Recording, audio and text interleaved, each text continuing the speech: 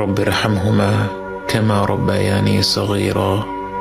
হে আমাদের রব, তাদের দুজনের প্রতি রহমত প্রদর্শন করুন, যেভাবে তারা শৈশবে আমাকে লালন পালন করেছেন।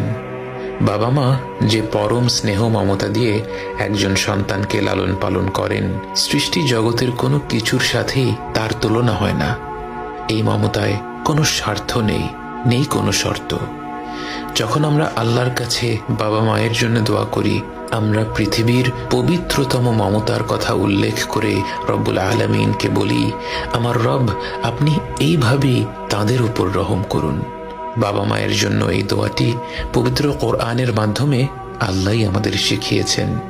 অথচ আমরা যদি শুধু বলতাম রব্বিরহামহুমা, এটাও একটা সম্পূর্ণ দোয়া। এর অর্থ, হে রব, আপনি তাদের দুজনের উপর রহম করুন। কিন্তু আল্লাহ আমাদের শিখিয়েছেন রব্বিরহামহুমা কামা রব্বায়ানি সগীরা।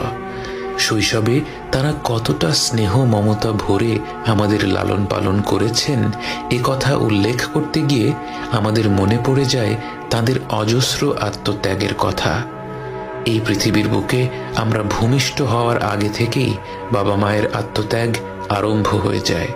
রাত পেরাতে গর্ভবতী মায়ের ঘুম ভেঙে যায়, যখন তখন প্রচণ্ড ক্ষুধা পায়, শরীর খারাপ হয়, বমি হয়। বাবাকে সর্বদা সতর্ক থাকতে হয়, গর্ভবতী মায়ের যখন যা প্রয়োজন সেটার ব্যবস্থা যেন দ্রুত করে ফেলা যায়। জন্মের পর থেকে বাবা মায়ের সময়সূচি বাচ্চাকে ঘিরেই গড়ে ওঠে।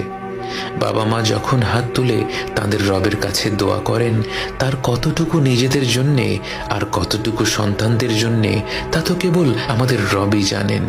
এবং তিনি জানেন বলেই আমাদের শিখিয়েছেন রব্বিরহামহুমা কামা রব্বায়ানি সগীরা। এই রব, আপনি তাদের দুজনের উপর রহম করুন, যেভাবে তারা শৈশবে আমাকে লালন পালন করেছেন।